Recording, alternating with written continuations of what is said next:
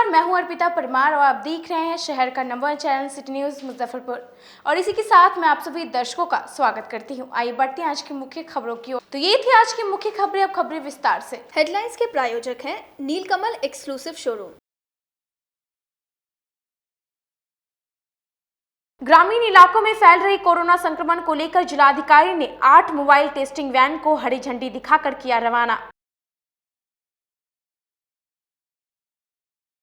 SKMCH में junior डॉक्टरों ने कोविड भत्ते की मांग को लेकर प्रदर्शन करते हुए किया सांकेतिक हड़ताल।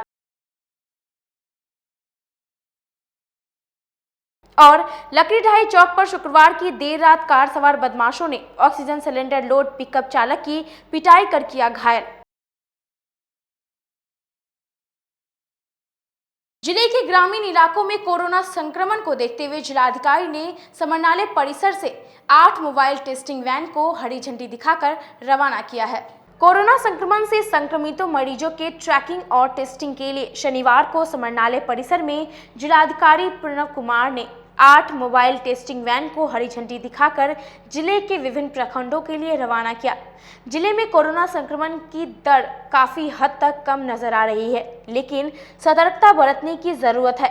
जिलाधिकारी ने बताया कि अगर समय पर लोगों की जांच होती रही तो संक्रमण फैलने से रोकने में काफी मदद मिलेगी। इसी वजह से प्रशासन ने जिले में मोबाइल जांच सेवा का शुभारंभ किया है, ताकि जो लोग लैब या अस्पताल तक नहीं पहुंच पा रहे हैं उनको घर बैठे इसका लाभ मिल सके। में कमी आ रही है और हम लोग ये चाहते हैं कि जिले के हर एक क्षेत्र में इसकी जांच करके सुनिश्चित किया जाए कि संक्रमण वाकई कम हो रहा है, और यदि कहीं संक्रमण की स्थिति है तो उसको इनिशियल स्टेज पे ही हम लोग आइडेंटिफाई कर लें ताकि सही ट्रीटमेंट और सही आइसोलेशन किया जा सके। इसी के उद्देश्य से आज 8 चलंत सैंपलिंग के लिए चलंत वाहन भी आज से स्टार्ट किया गया है, जिसमें कि ये वाहन विभिन्न पंचायतों में भी जाएंगे और वहाँ सैंपलिंग कराई जाएगी, टेस्टिंग कराई जाएगी और उसके आधार पर फिर संक्रमण का पता कराया जाएगा। इसको लेकर लगातार हम लोग जनप्रतिनिधियों के साथ भी वार्ता कर रहे हैं। जिले के सभी मुखियागण के साथ भी हम लोगों की समीक्षा निर्धारित है। इसके अतिरिक्त हिट एप्लीकेशन के माध्यम से, होम आइसोलेशन ट्रैकिंग के माध्यम से भी गांव-गांव के जितने भी पॉजिटिव केसेस हैं उनकी ट्रैकिंग कराई जा रही है। उन लोगों का सैचुरेशन लेवल नापा जा रहा है और आवश्यक टेली कॉन्फ्रेंसिंग के माध्यम से, टेलीमेडिसिन के माध्यम से उनको मेडिसिन दवाएं भी उपलब्ध कराई जा रही हैं। हम लोग पूरी तरह से आश्वस्त हैं कि इस तरह के चारों सामूहिक प्रयास से निश्चित रूप से संक्रमण बिल्कुल ख़त्म की स्थिति में आएगा। और ये लगातार ये अभियान, ये प्रक्रिया सैंपलिंग करने की और वैक्सीनेशन की लगातार जारी रहेगी। तो सभी मोबाइल वैन द्वारा सर प्रखंडों में जांच की जाएंगी या कंटेनमेंट जोन, इसमें क्या क्या मौजूद है सर एम्बुलेंस? इसमें टेस्टिंग किट, सैंपलिंग किट्स उपलब्ध रहेंगे और जाकर के विभिन्न क्षेत्रों में, चाहे वो ग्रामीण हो या शहरी क्षेत्रों हो, सभी जगह जाकर जाँच की जाएगी। तो उसके लिए पूरा हम लोग माइक्रो प्लानिंग करेंगे और कर रहे हैं कि किस क्षेत्र में किस दिन किस गाड़ी के माध्यम से जाँच होगी, ताकि हम लोग वहाँ तक पहुँच सके जहाँ पर सैंपलिंग के लिए लोगों को दूर तक ना आना पड़े। तो हम लोग उनके द्वार तक पहुंच करके सैंपलिंग करा। एसकेएमसीएच के जूनियर डॉक्टरों ने कोविड भत्ता देने की मांग को लेकर प्रदर्शन करते हुए सांकेतिक हड़ताल किया। उत्तर बिहार के सबसे बड़े अस्पताल एसकेएमसीएच में डॉक्टरों ने अपनी विभिन्न मांगों को लेकर जमकर प्रदर्शन और नारेबाजी किया। कोविड-19 भत्ते की मांग को लेकर एसकेएमसीएच अस्पताल के इंटर डॉक्टरों ने सांकेतिक हड़ताल किया। छात्रवृत्ति बढ़ोतरी की मांगों को लेकर एसकेएमसीएच कॉलेज के छात्रों ने प्रदर्शन किया।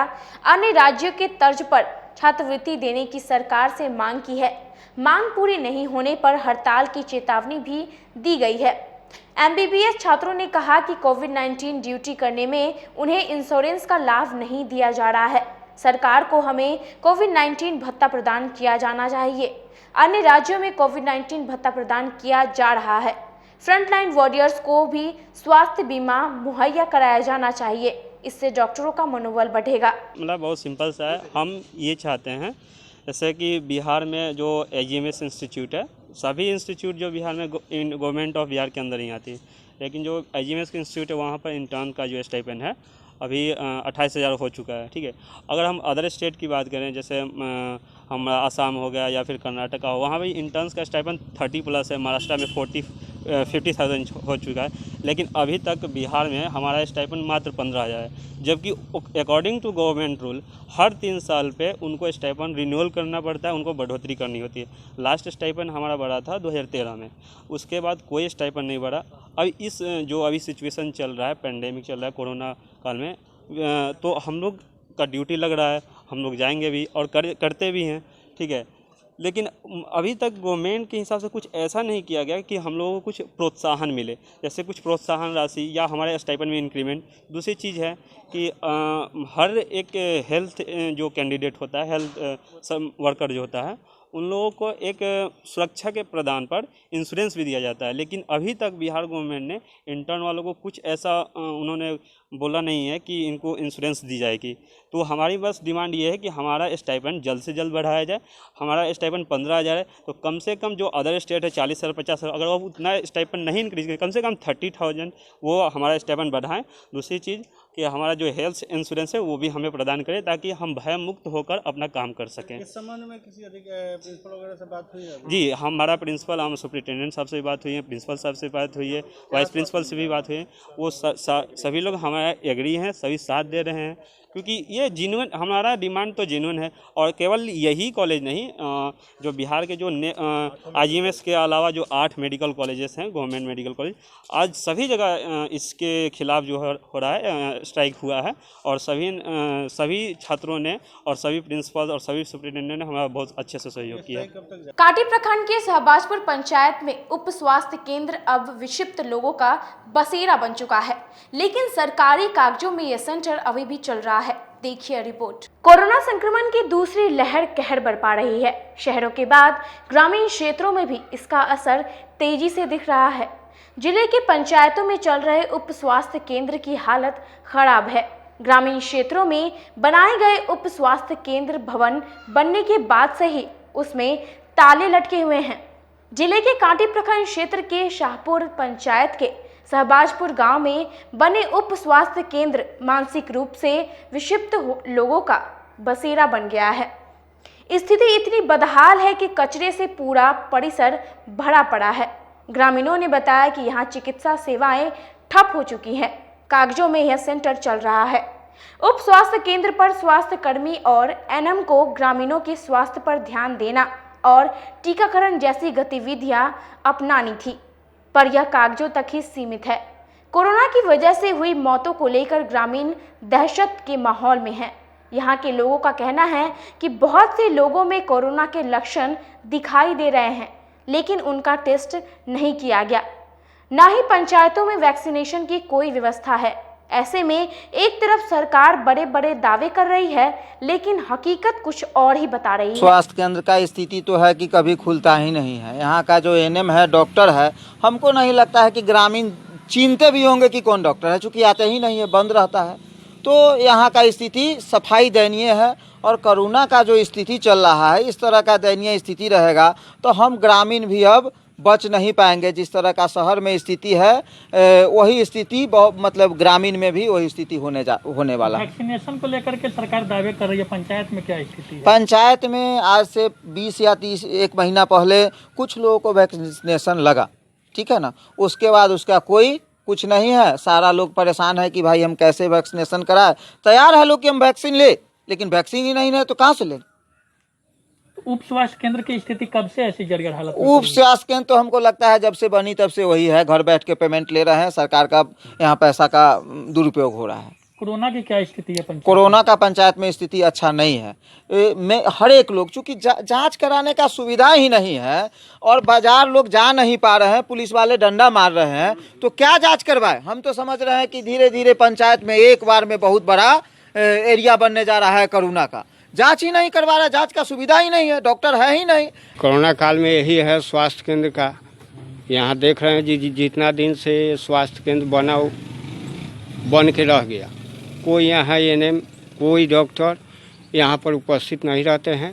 उपस्थित है तो केवल वही भिखारी है जो जितना भी यहाँ लाश को जलाया जाता है, सबके वही जो है सो कपड़ा उपड़ा जो भी है वो लेके वही बेचारा जो है सही इसका स्वास्थ्य केंद्र का रक्षा कर रहा है।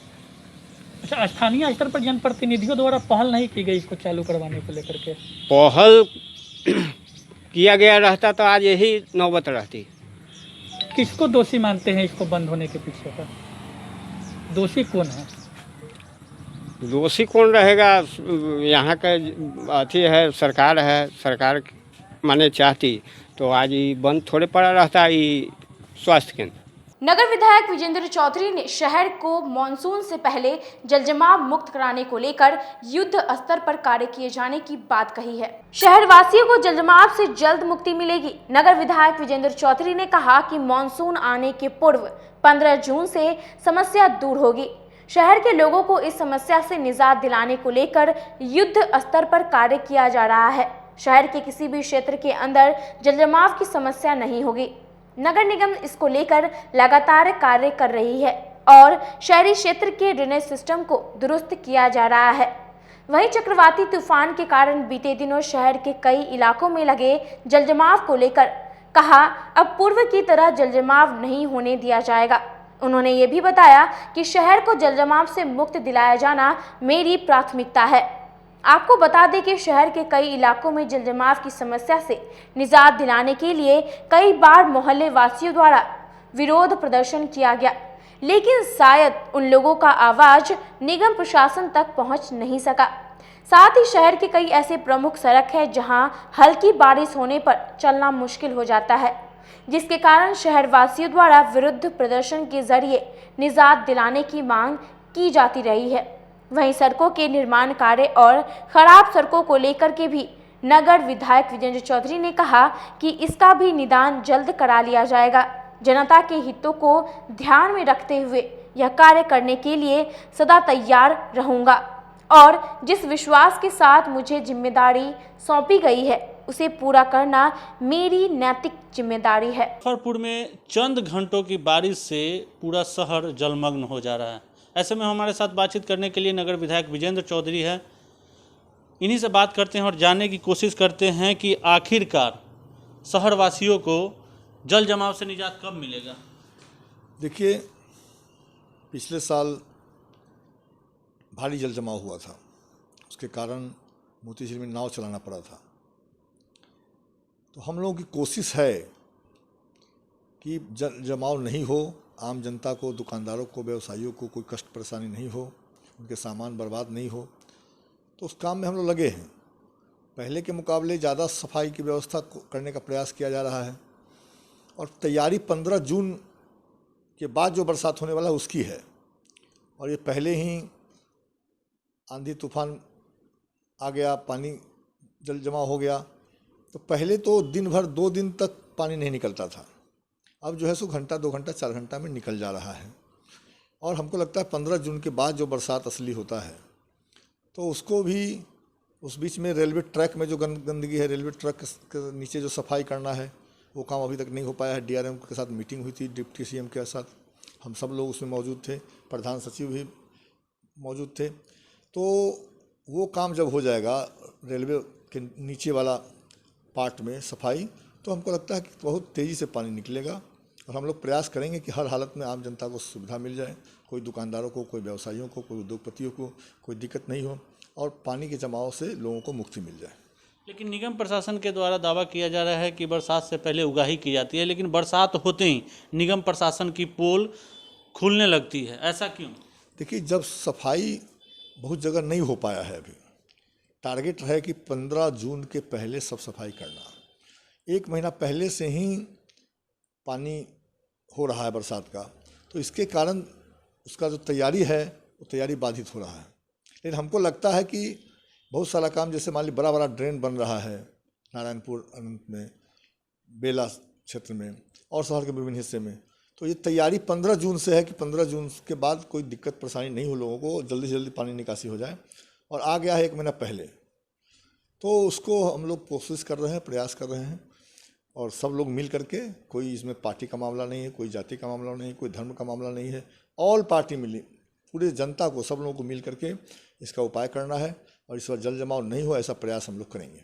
मान के चलिए अभी 2 दिन से बारिश हो रही है तो शहर में जल जमाव दिख रहे हैं, लेकिन शहर के कई ऐसे मोहल्ले हैं जिसमें 3 महीना पहले भी पानी था। उन लोगों का कहना है कि लगभग 2 साल 3 साल से वो लोग जल जमाव की समस्या से जूझ रहे हैं। नहीं, ये बात सही है कि कई जगह पर परेशानी आम जनता को झेलना पड़ रहा है। हमारे घर के सामने जो रोड है अभी बना है, पहले पूरा यहाँ से लेकर के और बालू घाट तक पानी ही पानी रहता था रोड पर, गंदगी का अंबार रहता था।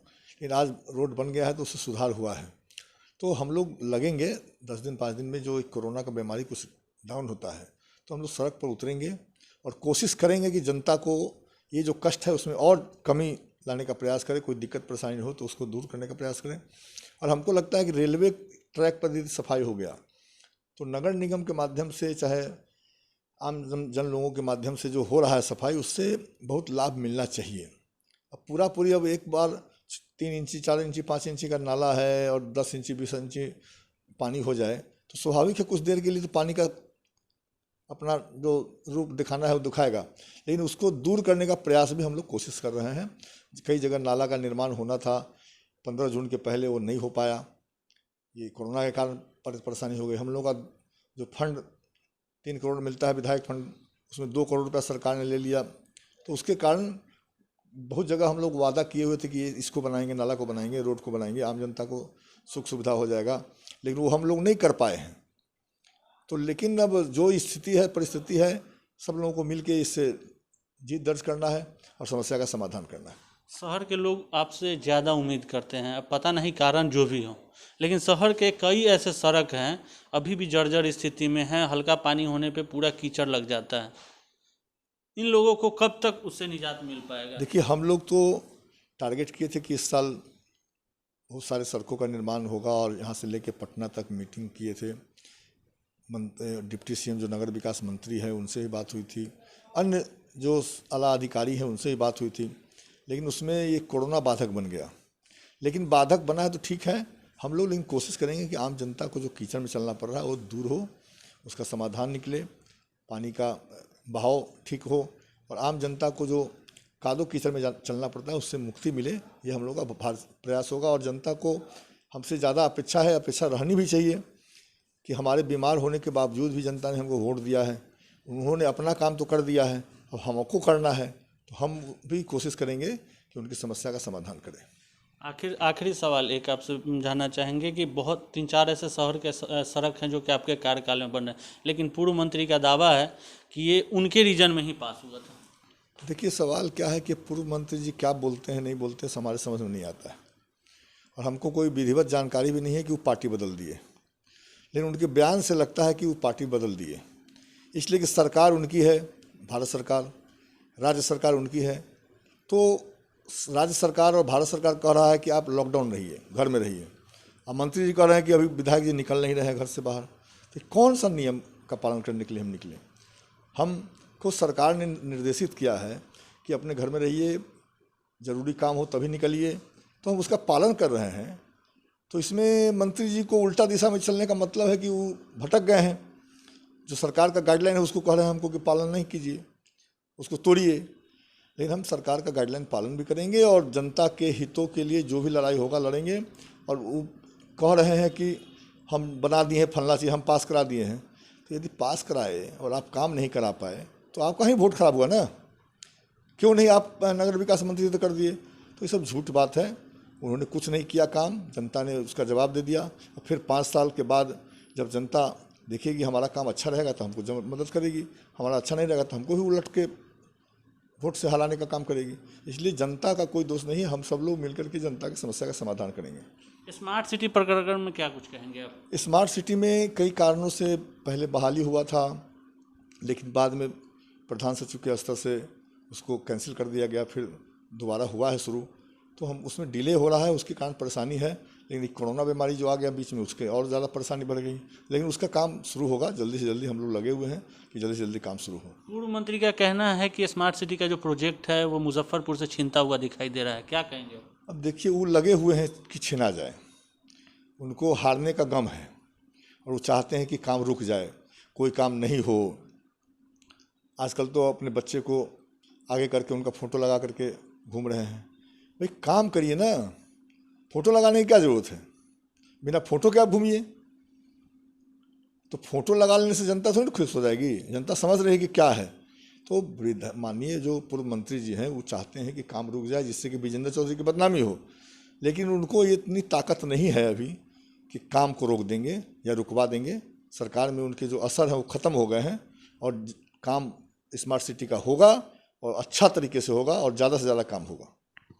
बिल्कुल, तो ये थे नगर विधायक विजेंद्र चौधरी। जल जमाव, स्मार्ट सिटी सहित कई मुद्दों पर इन्होंने खुलकर अपना विभागीय से बात रखा। तो जहां तक रही जल जमाव की समस्या, तो इनका कहना है कि लोगों को इससे जल्द ही निजात मिल पाएगी।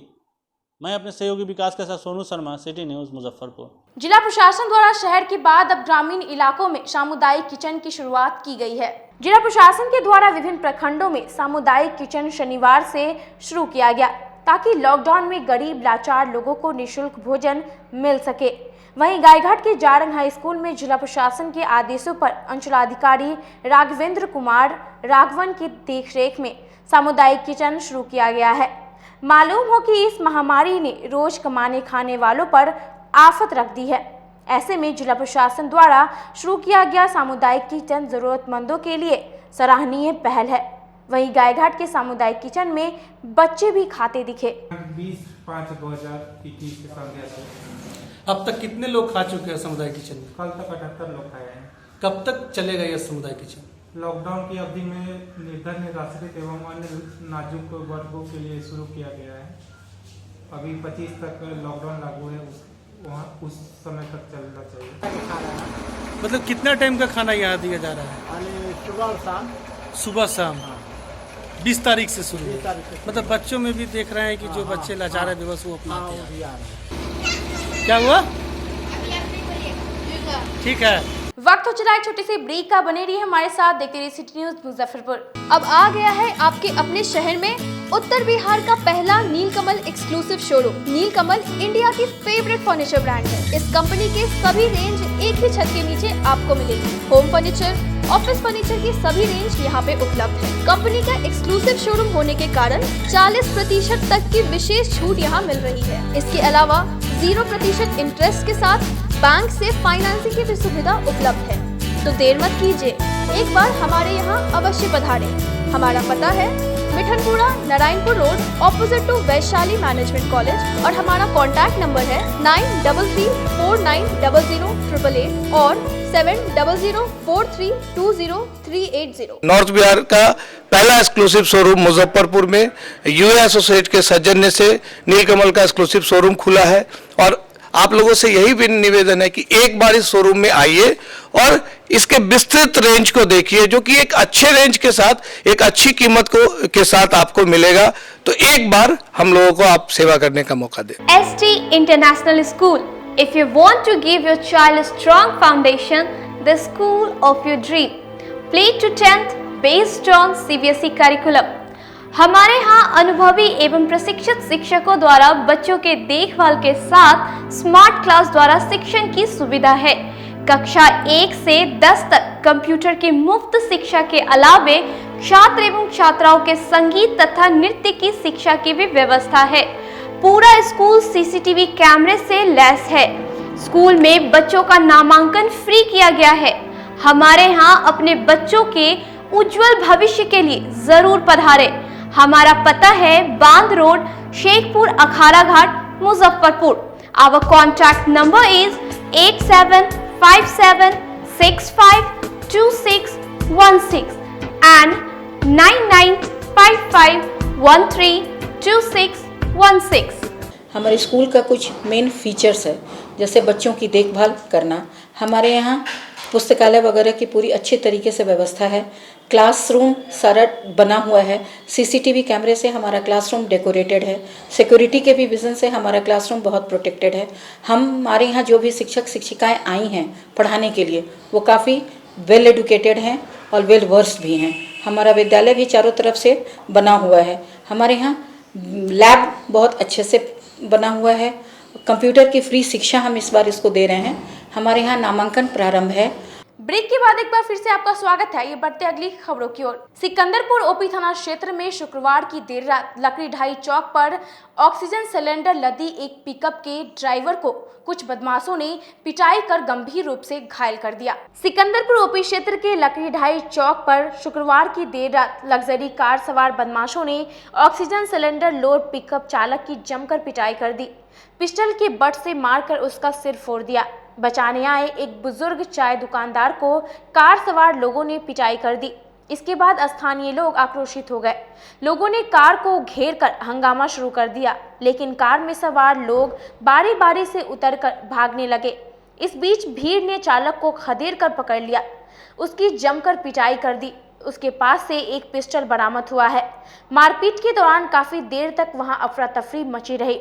हंगामे की सूचना पर सिकंदरपुर व नगर थाने की पुलिस पहुंचकर मामले को शांत कराया। पकड़ाए युवक को अपने कब्जे में ले लिया गया। पिटाई के बाद पकड़ाए युवक गंभीर रूप से जख्मी हो गया। पुलिस उसको इलाज के लिए सदर अस्पताल ले गया, जहां से उसे बेहतर इलाज के लिए SKMCH भेज दिया गया। फिलहाल पीड़ित पिकअप चालक ने थाने में आवेदन नहीं दिया है। सिकंदरपुर ओपी प्रभारी हरेंद्र ने बताया कि पूछताछ की जा रही है। पीड़ित के आवेदन पर आगे की कार्रवाई की जाएगी। बताया जाता है कि लग्जरी कार में बालूघाट के एक प्रॉपर्टी डीलर के साथ 3 लड़के सवार थे। बांध से उतरने के दौरान साइड लेने को लेकर पिकअप चालक से विवाद हुआ था। इसी दौरान कार सवार लोगों ने बंदूक के बट से मारकर पिकअप चालक का सिर फोड़ दिया। इसके बाद पूरा हंगामा हुआ। लकड़ी ढाई बांध पे सूचना मिली सिकंदरपुर ओपी को पहले कि एक आदमी को पकड़ा हुआ है, उसके पास कुछ हथियार भी है और उसको लाया गया है। वही था जख्मी है, उसका ट्रीटमेंट हम लोग करवा रहे हैं। देखते हैं क्या मामला है। युवक का नाम क्या है सर? हाँ, इसका नाम अमन कुमार है। कितने लोग थे सर? ये लोग 3-4 लोग थे। अभी हम लोग जांच कर रहे हैं, अभी कुछ बहुत बोलना जल्दीबाजी हो जाए। कुछ जब्त भी है सर? हाँ, एक पिस्टल है। जिले की शान कहे जाने वाले शाही लीची को एक नई पहचान मिली। अब पूरे दुनिया में शाही लीची GI टैग के साथ बिक्री की जाएगी। जिले की प्रसिद्ध शाही लीची को नई पहचान मिली है। अब देश दुनिया में शाही लीची की बिक्री GI टैग के साथ होगी। बौद्धिक संपदा कानून के तहत शाही लीची को GI टैग मिला है। 2.5 सालों की जांच पड़ताल में संतुष्ट होने के बाद शाही लीची को भौगोलिक उपदर्शन रजिस्ट्री ने टैग दिया है। शाही लीची का GI नंबर 552 होगा। राष्ट्रीय लीची अनुसंधान केंद्र के निदेशक डॉक्टर श्रीधर पांडे ने बताया कि GI टैग मिलने से शाही लीची की बिक्री में नकल या गड़बड़ी की आशंकाएं काफी कम हो जाएंगी। मुजफ्फरपुर, समस्तीपुर, वैशाली और पूर्वी चंपारण के किसान ही शाही लीची के उत्पादन का दावा कर सकेंगे। ग्राहक भी ठगे जाने से बच सकेंगे। साथ ही शाही लीची को अधिक दिनों तक सुरक्षित रखने के लिए लीची अनुसंधान केंद्र में स्थित लीची प्रसंस्करण केंद्र को अतिशीघ्र चालू कर दिया जाएगा, जिससे लीची को 45 से 50 दिनों तक सुरक्षित रखा जाएगा, जिससे लॉकडाउन के कारण उत्पन्न बाजार की समस्या को दूर करने में लीची उत्पादक किसानों को बेहद मदद मिलेगी। प्रोसेसिंग उसका जो है वो चालू है। अब लीची का जो शुरुआत होगी, अब उस पर जो है वो उसका होगा। हम लोगों का इस बार प्लान है कि करीब 15 टन का ट्रीटमेंट करके हम अपने जो अपनी व्यवस्था है उसके तहत उसको रख के और देखेंगे कि कहाँ तक जो है उसका 30 दिन, 35 दिन, 40 दिन, 45 दिन कहाँ तक उसकी क्वालिटी मेंटेन रहती है। और हमारे पास 5-5 टन के 3 अपने वो स्टोरेज उसके वो हैं, उसमें रिसर्च के लिए जो है इस बार भी हम लोग रखेंगे और उस ट्रीटमेंट प्लांट के द्वारा ट्रीटमेंट करके।